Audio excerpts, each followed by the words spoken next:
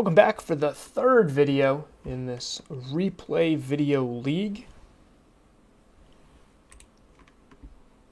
So I'm on the play, which has been very helpful in this league so far.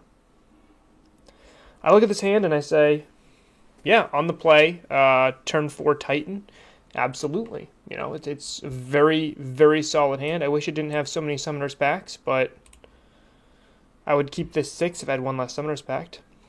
So I put the Gemstone Mine to conserve a little bit of life. I don't know what I'm up against. I see Scalding Tarn, and that's about it. Just want to keep progressing my mana. Titan wasn't the best draw there, because I already had 3 packs in hand, but sometimes you can't control what you draw. I choose not to flash a land in there in case I draw an Amulet. I'd rather be able to, like if I drew an Amulet, I'd be in a better spot. But I wanted to give myself that one turn to hold on to the bounce in case I did draw a Trinket Mage or an Amulet or something there. I see Omen of the Sea, which is really interesting to me. It's kind of like a flash preordain. At this point, though, I want to be able to set myself up to, in case I draw a land, to be able to Titan. And I do exactly that. Now, if my opponent counters this, there's nothing I can really do about it, but I do have 3 more packs in hand, so I'm kind of okay with it.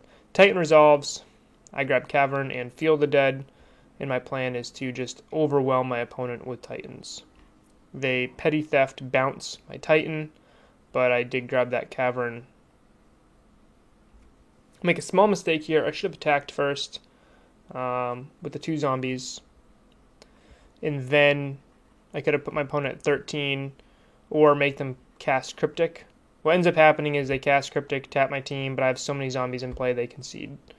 So that is game 1 up against, looks like Blue Moon Control with a spicy Omen of the Sea.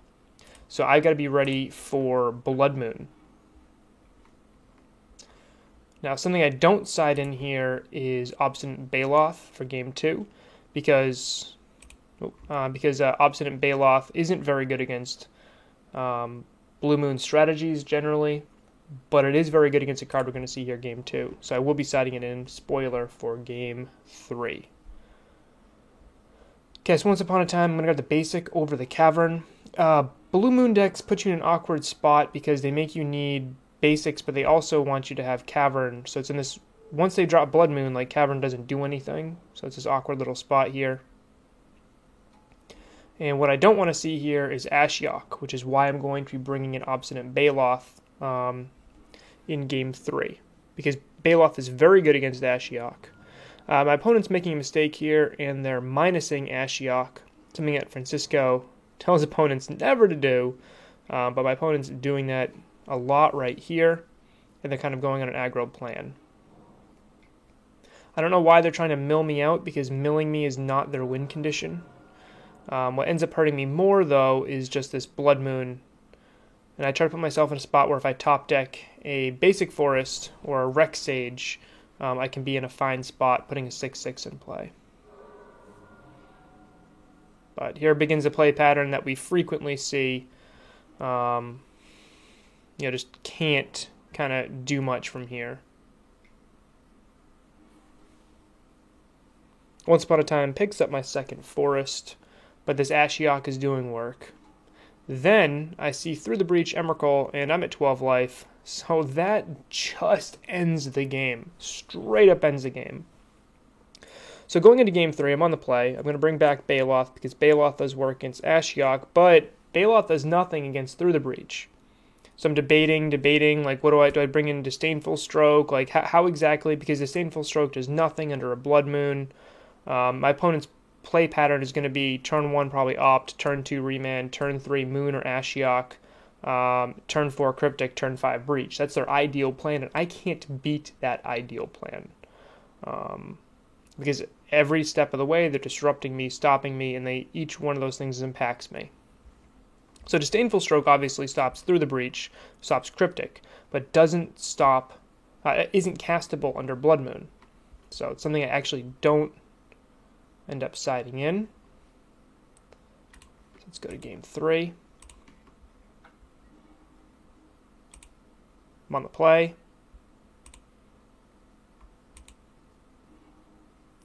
And this hand is very awkward. It's got Beast Within to deal with Ashiok.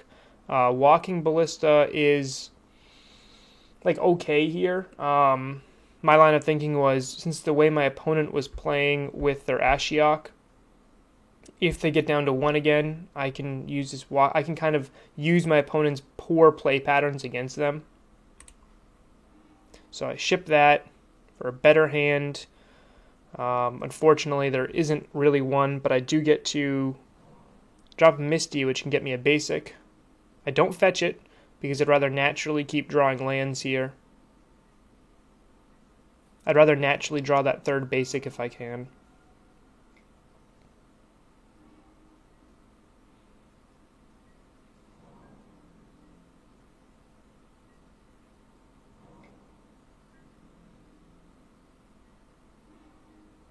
Okay, so here I have to choose between Azusa or Tracker, and I think this line ends up winning me the game. I choose to throw Azusa into Counter Magic instead of Tracker.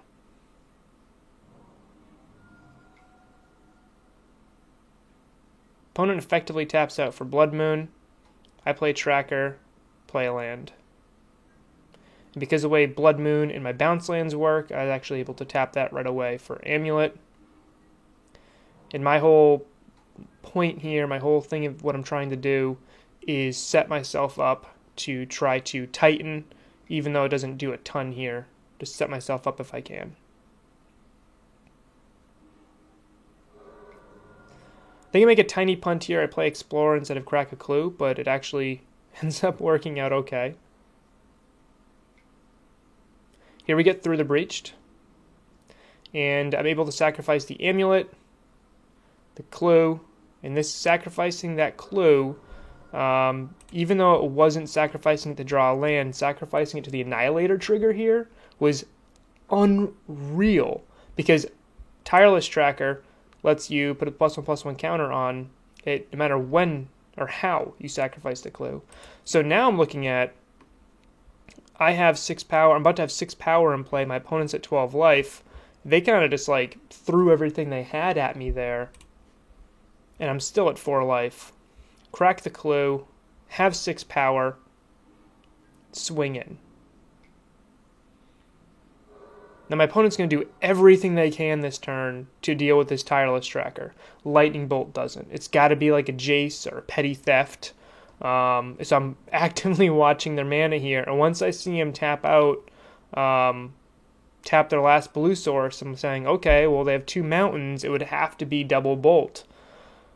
They don't have that, and interestingly enough, if my opponent actually had like a Snapcaster Mage to block, this Ballista was going to be played to ping the Snapcaster Mage prior to blocks. So I was pretty much set for whatever my opponent was going to be throwing at me there to swing for lethal, unless they had a Petty Theft, a Jace, or a Cryptic. So winning through Blood Moon and Emrakul, currently 2-0 in the league, feeling stoked. I'm like, yeah, I had a 50-50 matchup against Amulet. This is a terrible matchup, in my opinion, for Amulet, because those play patterns that their deck wants to do just beats everything along the line of what we're trying to do. Ashiok, Blood Moon are very good against us. Emrakul's very good against us, despite the fact that it didn't win the game right there. And Remand is usually decent against us as well. So that is the match. I'll see you guys in the next one.